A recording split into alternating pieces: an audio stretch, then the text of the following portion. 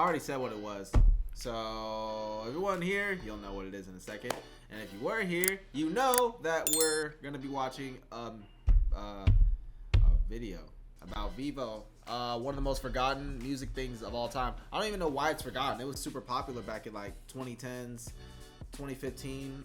If you didn't have an equilibrium back then you probably don't know what I'm talking about. And you should just watch and see what Vevo is. It was honestly one of the best things ever. But let's go ahead and watch it. It seems like just yesterday, every single musician had Vevo in their YouTube channel name, Vevo in the bottom left of their videos, and there were even YouTubers putting Vevo on their diss tracks because it made them look more official. But this has left people with a few questions like, wow, what you even look is Vevo? grown up. Why was their name on every single YouTube video? And whatever happened to it? Well, it turns out that Vevo was a big scheme cooked up by the music industry that eventually failed. So to understand that, we gotta go back to Vevo's inception.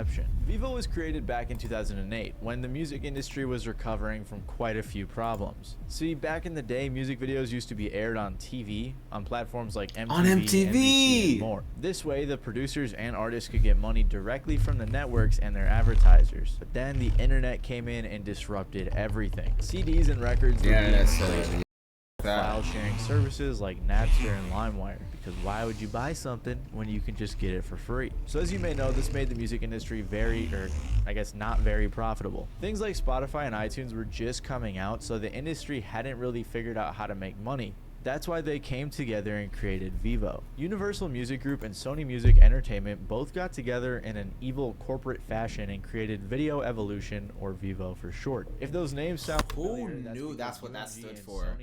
Who in their right mind actually, I swear to God, if you knew what that meant, you actually know one of the most least important facts of all time. Does it actually stand for that? I actually want to search that up myself. Video Evolution. Or, yeah. Video Evolution. See, it doesn't even pop up. Not even Google knows about it. Video Evolution Vevo.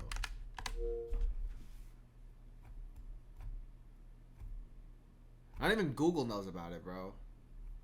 If Google doesn't know about it, then it doesn't exist. Nah, stop the cap. Video Evolution. It's crazy. Big three record labels, which means that these three labels own pretty much every other smaller label. They thought that by creating Vevo, they could find a way to monetize music videos, and they did. What we're trying to do is quite simple, which is to provide a high-quality, premium music and video experience to as many people as possible in as many places as possible. On any television, on any computer, on any phone, on any connected digital platform, we want to provide the highest quality, premium music and video experience. But isn't the internet already doing that? Our partner YouTube. So about 70% of music videos worldwide are consumed and discovered and viewed through YouTube. So what Vevo does is provide that experience inside of YouTube with the world's largest music companies. The issue, though, was that YouTube was only Chat, I literally think I literally think that this man just explained the internet to us, because I get it, he wants to do it in a way where it's legal and they get money from it, but what was that doing that the internet wasn't already doing? I don't know. I don't know. That's just a random thought.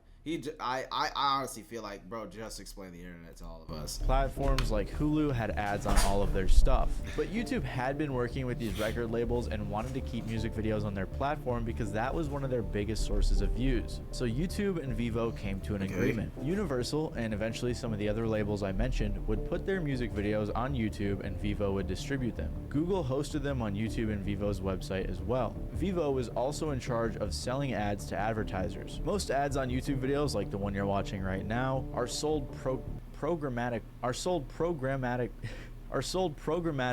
where advertisers bid on a. I need to know the definition of that. If I'm gonna be watching these videos, I gotta know what some of these big words mean.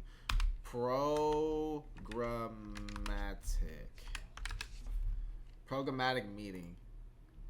Or relating or resembling program music, or having or following plan policy or program. Program art of relating to employing a computer program. The fuck? So basically just a computer program?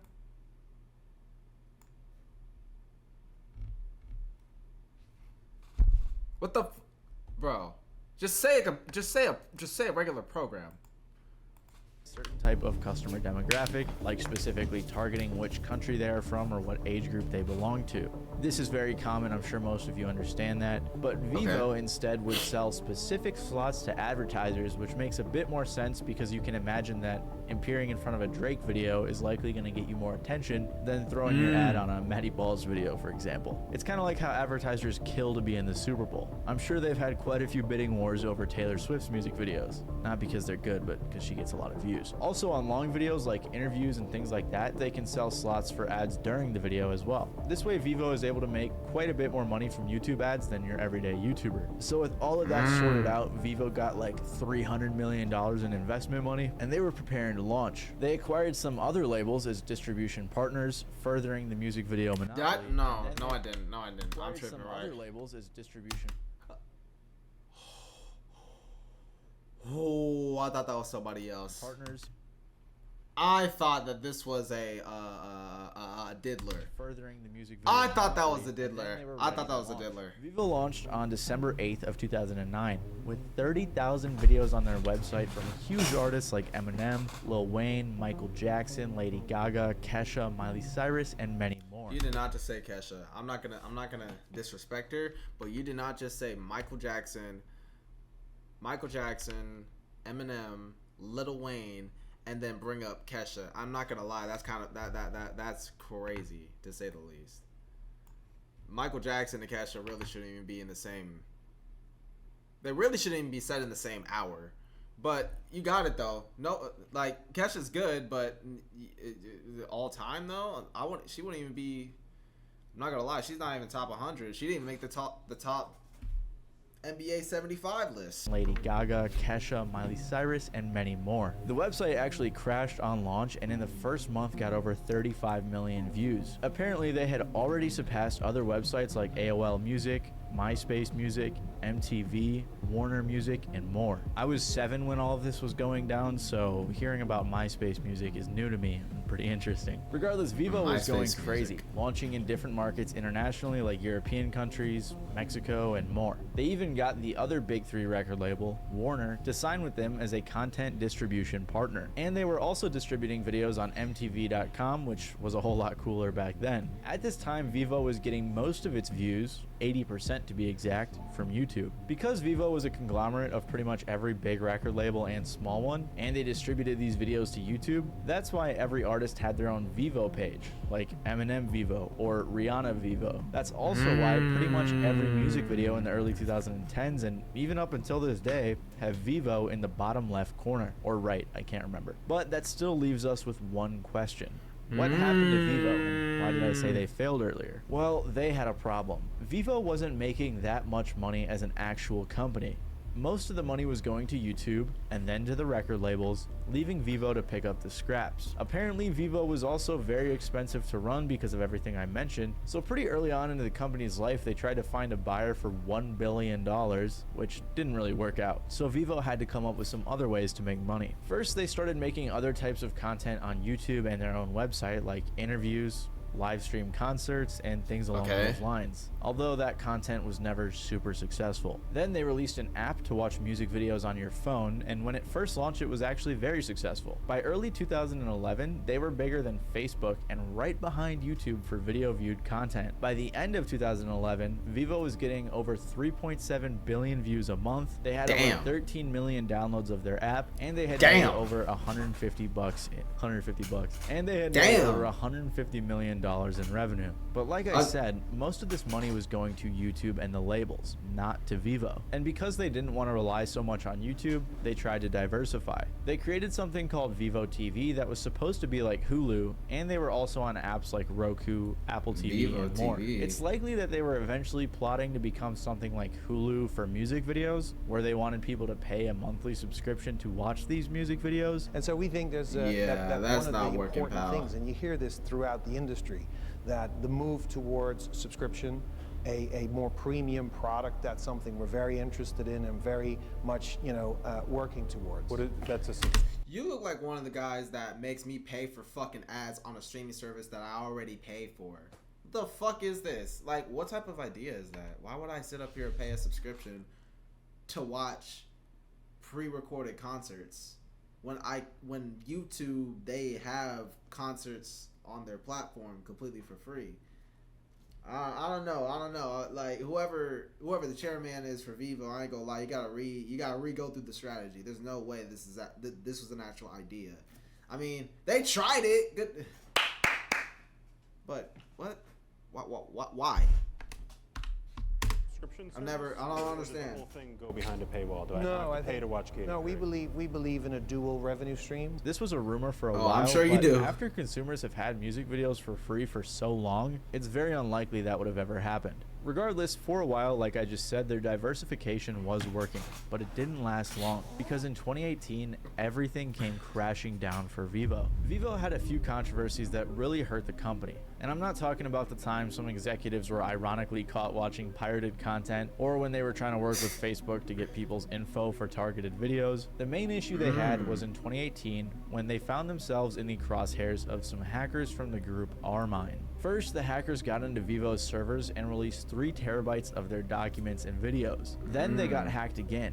This time, 2 hackers named Karoy SH and ProSox got into Vevo's YouTube channel. When they got in, they deleted Despacito, which was the most viewed Vevo video on YouTube, and they also renamed a ton of the videos as well, changed some thumbnails, and apparently this was some sort of pro-Palestine protest. I'm not sure how much these hacks really affected Vevo, but it seems like everything started crumbling after this happened. The CEO stepped down, a bunch of important executives left, and they had to lay off dozens of employees. At the same time, Vevo was really struggling to compete with YouTube. It seemed like them putting their content on other websites or making their own website was a way to distance themselves from YouTube, so that way they didn't have to pay all of their revenue to YouTube. But that clearly didn't work, as YouTube is still the #1 site when it comes to watching music videos. Plus, the same year, YouTube just launched YouTube Music, so Vevo never became the Hulu or the Netflix of music videos. Instead, YouTube ended up competing against them. Vevo decided to shut down all of their other operations and just merge with YouTube to become a regular distributor. YouTube merged the Vevo accounts with the artist's official accounts to consolidate everything. So if you were subscribed to a Vevo account, your subscription would be switched over to the official artist account. YouTube said,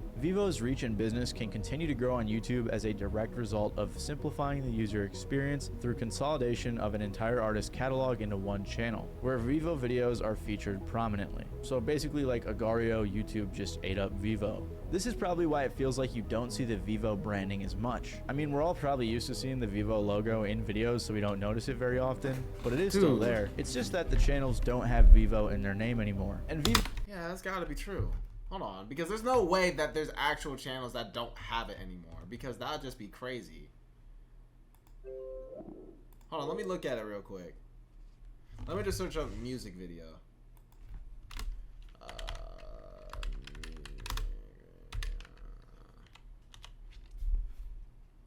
Music video 2024. See? Vevo.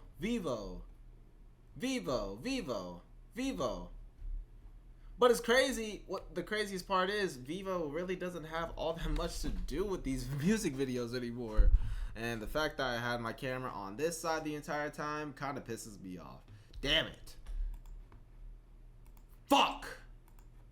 Vevo is still pretty successful after the merge with YouTube, as they have over 500,000 music videos that get over 26 billion views a month. You can still go to Vevo's website and check out their content and their artists, but it always redirects you to YouTube. They also still host their videos on Pluto TV and Roku, but let's be honest, no one's going there to watch music videos. Like Medium.com said, without assassinating YouTube, there really wasn't enough room for both of them to coexist. The consumer isn't ever going to go to a second location for the same product they can get at the first. So just because it looks like they aren't there, Vevo is still there operating in the shadows. However, their plans to take over the internet as the go-to music video service failed. Like Jordan Fraser said, Vevo isn't dead, it has regressed to the bottom of the video screen. It exists today as branding you'll continue to see on most music videos. It also exists as a reminder that the entire music industry is run by only a few people in expensive suits. If you like this video, you may like my video about some of the worst marketing attempts in the music.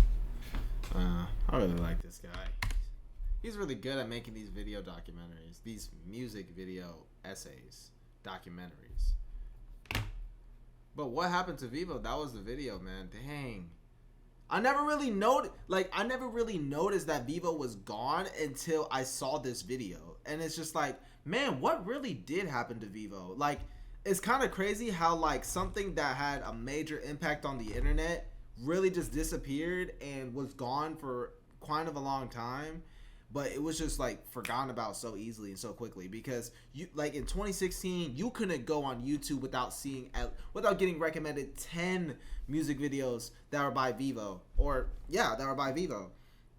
and now 2023 we're not like 2023 or 2020, 2021, 2022. Vevo is nowhere to be found, and nobody's even thinking about it anymore, and everyone just forgot about it, which is crazy. That's insane. It literally went from one of the biggest things to ever happen in internet history to being one of the most forgotten about things in internet history as well, which is pretty cool. I ain't gonna lie. It's not cool for them, but it's cool in general, like in history. But anyways, what did you guys think about the video? Did you like it or not? Let me know in the comments down below. Make sure to hit that like and subscribe button. We're on the road to 1K subscribers. 1K. That's crazy. We're at 1K. To 10K subscribers. Yeah, we're on the road to 10K subscribers. Go ahead, press that sub button, press that like button to join the 10K gang. And I'll see you boys later. Peace out. And you want to know what's crazy, chat?